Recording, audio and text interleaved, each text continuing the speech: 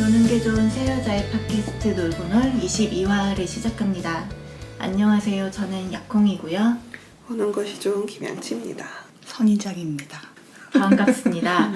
선인장님 웬일로 수식어가 없네요. 갑자기 하려니까 당황해서 원래 뭐 하려고 그러셨는데요? 보통 그냥 생각나는 거 막 말했는데 아. 지금 막 앉으면서 아무 생각 없이 앉아가지고 지금까지 했던 게 즉흥적이었다는 것도 신기하구만.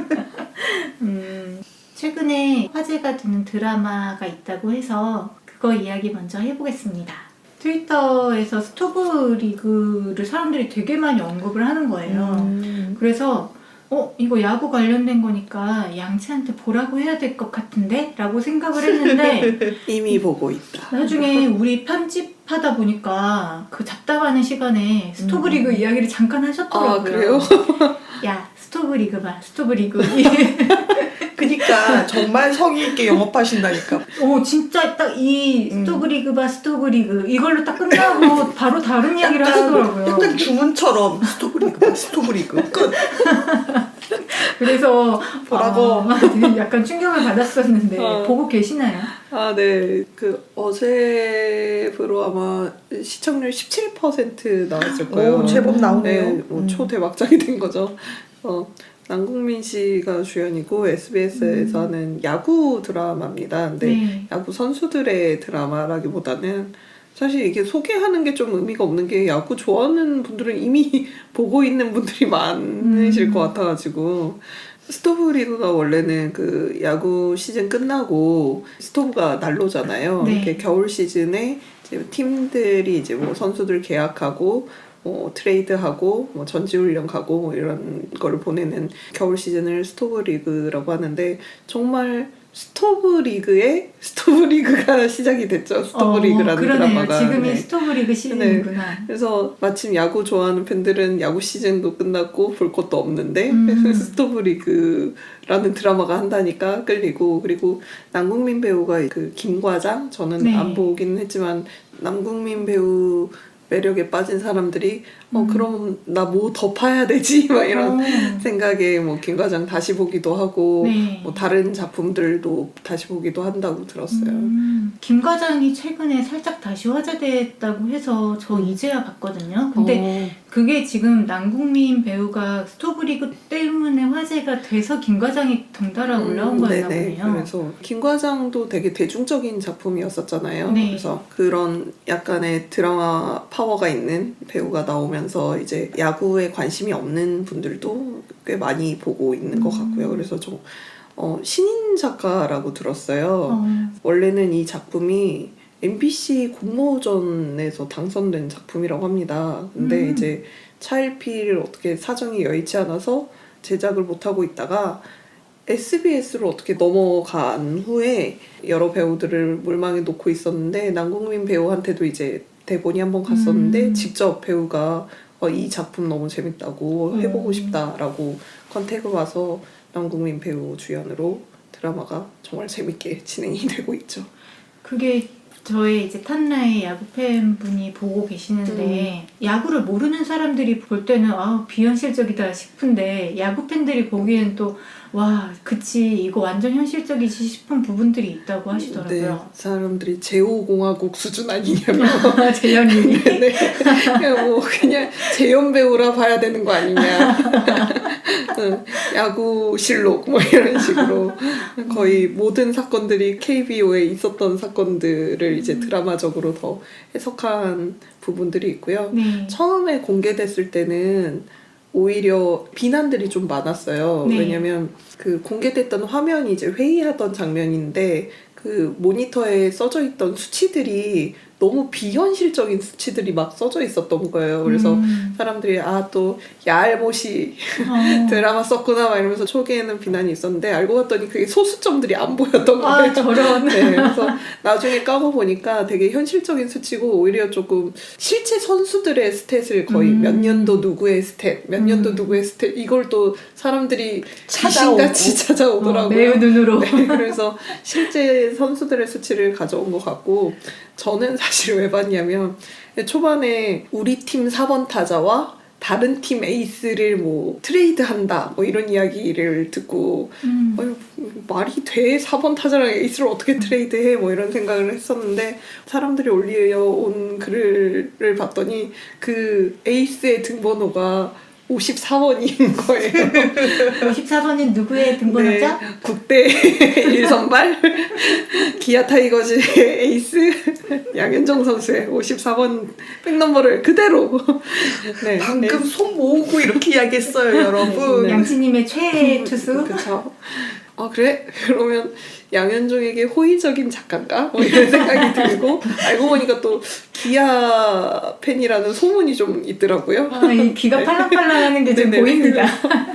시작을 하게 됐고 작가가 자문도 되게 많이 받고요. 네. 이제 뭐 자문위원만 20명 넘게 있었고 그 중에 하나 쪽 지분이 조금 많았었고요. 롯데 쪽 지분도 좀 있고 네. 그걸 보면서 이제 하나 팬들은 어쩐지 우리 이야기 같더라니 막 이러고 롯데 팬들은 아니다 이 구역에 그 88 롯데 팬들의 그 넘버 있잖아요. 887 뭐 어쩌고 저쩌고 하는 저 넘버가 나온 건 우리 팀의 이야기다 그러면서 되게 몰입하고 네.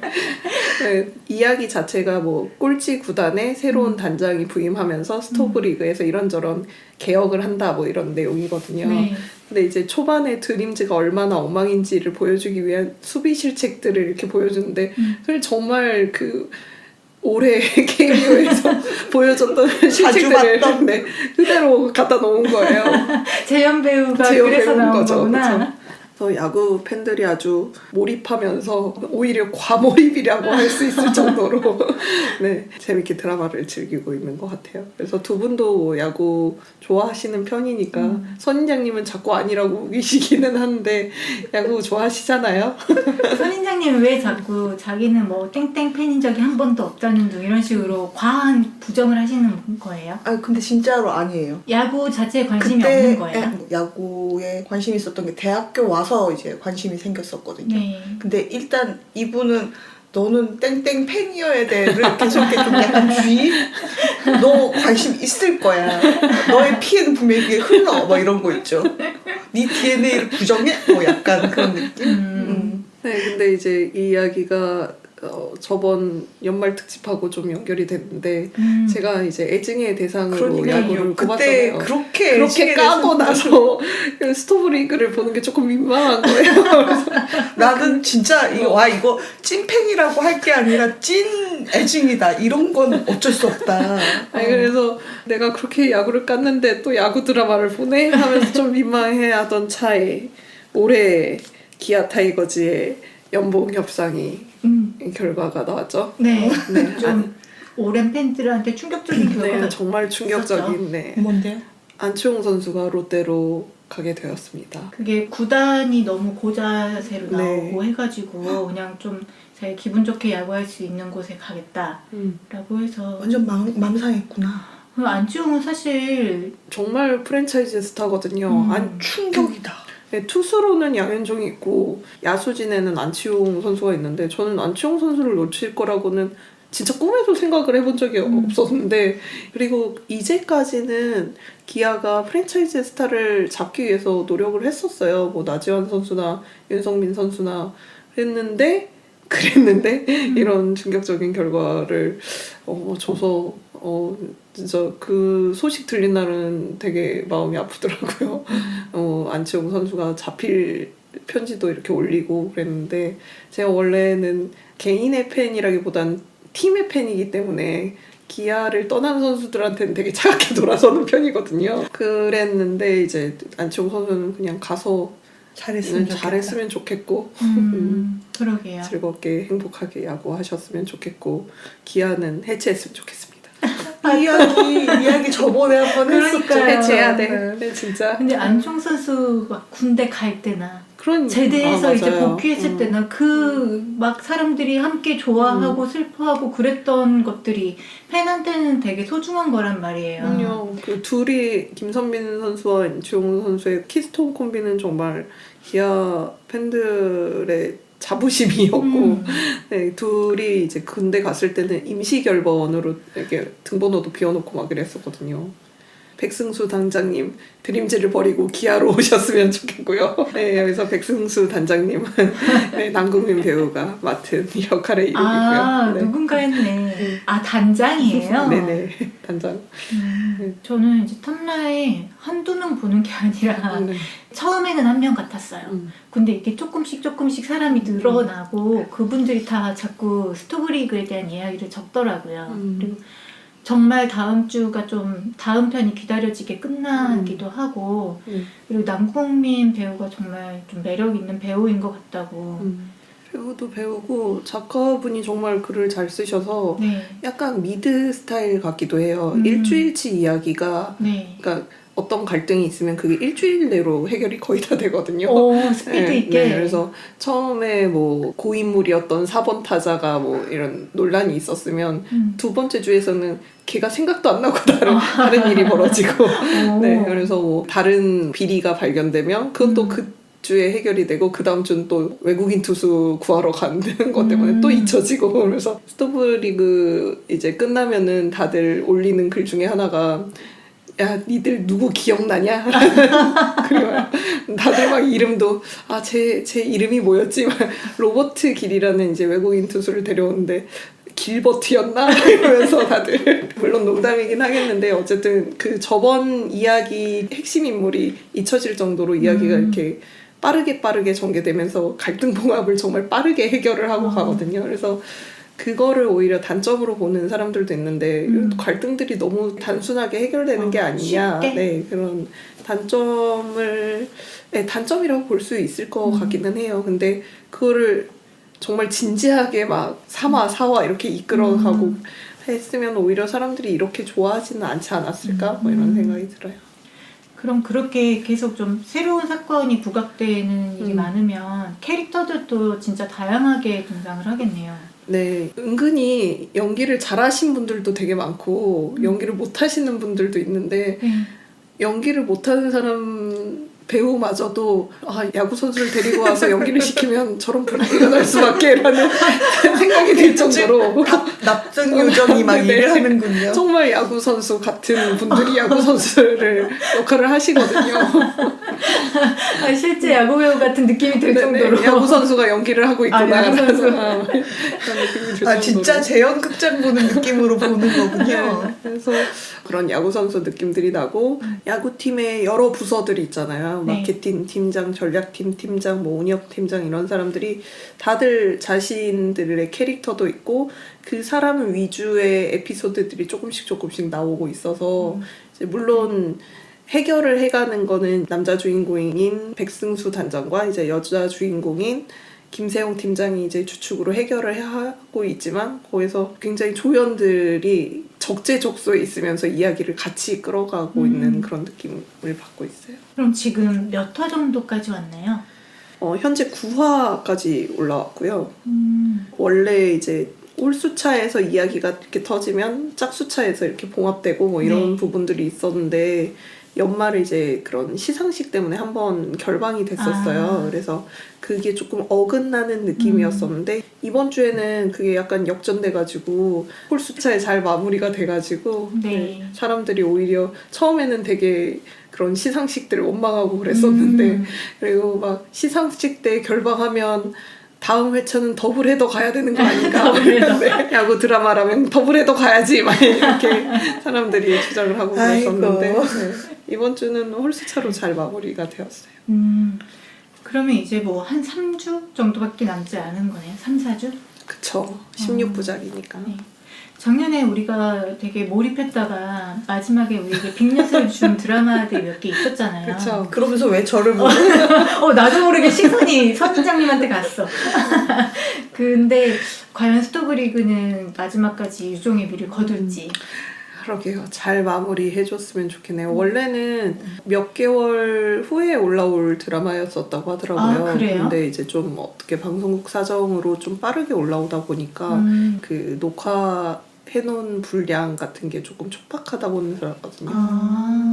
마지막 뒷부분은 막 쪽대본으로 급하게 그런 부분이 안 나오길 바라야죠. 네. 아직까지는 그런 대본이 이미 파일린 상태니까 대본은 완성된 거 아니에요? 그게 근데 뭐 장편 드라마 전체를 공모를 하진 않지 않나요? 또 그런가요? 예, 뭐 시놉시스와 음. 한두 편 정도를 이렇게 공모를 했을 것 같은데. 그래도 만약에 그렇게 수상까지 하고 나서 오랜 시간이 지났다면은 작가가 머릿속에 구상해 놓은 엔딩 같은 거는 좀 정해져 있을 것 같긴 하네요. 네. 왠지 엔딩은 작가가 마음먹은 부분이 있지 않을까라는 생각이 들어요. 한번 찾아보고 싶네요. 추천드립니다. 콩님이 근시일 내 본다에 1,000원을 걷겠어. 1,000원밖에? 근시일의 그 기간을 정확하게 정해주시지 않겠어요? 다음 녹음 전? 너무 길잖아요. 우리가 한 달에 한 번씩 보는데. 그렇게 되는 건가요? 네. 아니 그 정도는 시간을 줘야 나는- 보는 거죠? 설에 응. 가족들과 보고 있다예요. 그럼 1,000원 빵. 1,000원 빵. 1,000원 커피 한 잔? 커피 커피 빵. 한 잔. 커피빵. 오케이. 그러면 제가 오늘 게시했다 이거를 보고 하도록 하겠습니다. 근황 토크로 들었던 스토브 리그 이야기는 여기서 마무리하고 이제 저희의 본격적인 메인 주제로 넘어가 보겠습니다. 드디어 2020년 새해가 밝았습니다. 2020년 하면 떠오르는 거 다들 있으시잖아요. 2020 원더키디? 그렇습니다. 지금 사람들이 되게 많이 이야기하고 있는 되게 그죠. 옛날 컨텐츠죠. 네. 무려 1989년? 와. 90년대도 아니고 89년? 네. 와. 네, 저도 이번에 찾아보고 약간 깜짝 놀랐어요. 깜짝 놀랐네. 저도 네. 90년대 초 정도로 생각했는데 89년도에 뭔가 우리도 우리나라 독자적인 애니메이션 좋은 퀄리티로 한번 만들어보자 해서 만들었고 제가 찾아보고 깜짝 놀랐는데 제 기억 속에 원더키디는 그냥 그저 그랬던 애니메이션이었거든요. 네네. 근데 최초로 프랑스 수출도 되고 아 맞아요. 수출됐다고 그러죠. 이런저런 수출이 됐었어요. 상도 탔더라고요. 근데 저는 어렸을 때 별로 그렇게 재밌게 보지 않아가지고 그렇게 기억하고 있었던 것 같아요. 두 분은 재밌게 보셨나요? 끝까지 봤던 것 같은데 사실 저는 기억이 잘 안 나요. 너무 옛날 일이라. 근데 제가 아까 이 원더키디 주제가를 잠깐 틀어봤는데 양치님 막 따라 부르시더라고요. 주제가는 기억나요. 아 저는 진짜요? 기억이 나죠. 저는 주제가 거의 처음 듣는 느낌. 아 진짜로 관심이 없으셨구나. 그래도 머릿속에 항상 강렬하게 있었던 것 같아요. 2020이라는 그 숫자 때문이기도 하고 구체적인 미래라는 숫자였죠. 네, 그 2020이 오고야 말았습니다. 올 줄이야. 그래서 저희 이번 주제는 미래물로 잡아봤습니다. SF의 하위 개념도 아니고 동급어도 아니고 정해놓고 보니 굉장히 어정쩡한 주제 같기도 한데 많은 SF가 미래를 배경으로 하고는 있지만 예, 동의어는 아닌. 네. 네.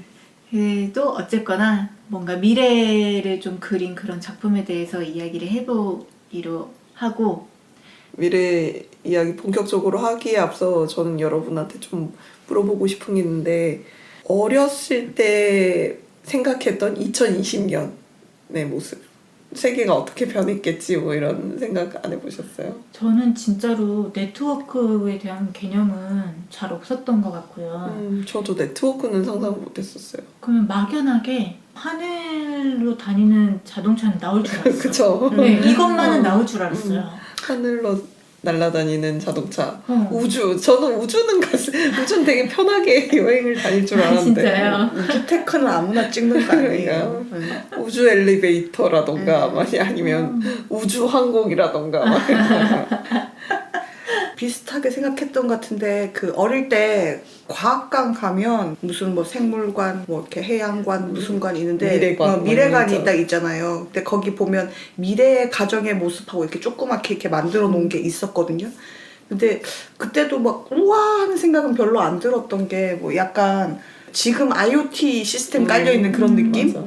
그런 거 뭐 이렇게 좀 있었고 뭐 저는 근데 오히려 인터넷 비슷한 생각은 조금 했었던 것 같아요. 오. 그때 분명히 또 뭔가 SF 소설을 읽었던 것 같아요. 어린이용 SF 소설 막 이런 게 있었는데 그때 있었던 게 약간 냉전 기반으로 해서 미국이랑 소련이 뭐 이렇게 돼 있는데 거기서 미사일을 쏘려면 인트라넷을 뭐 어떻게 해야 되고 이런 게 좀 있었거든요. 거기에서 이렇게 막 좀 상상을 해가지고 저는 오히려 인터넷 나왔을 때 되게 왜 이렇게 늦게 나와라고 좀 실망을 했다. 그랬구나. 네. 저는 안드로이드가 등장하는 그런 거를 되게 많이 봤잖아요. 터미네이터도 어떻게 보면 그쵸. 안드로이드고. 그렇죠? 네. 제가 좀 좋아했던 시미즈 레이코의 만화 시리즈가 있는데 그것도 완전히 인간형 안드로이드들의 이야기거든요.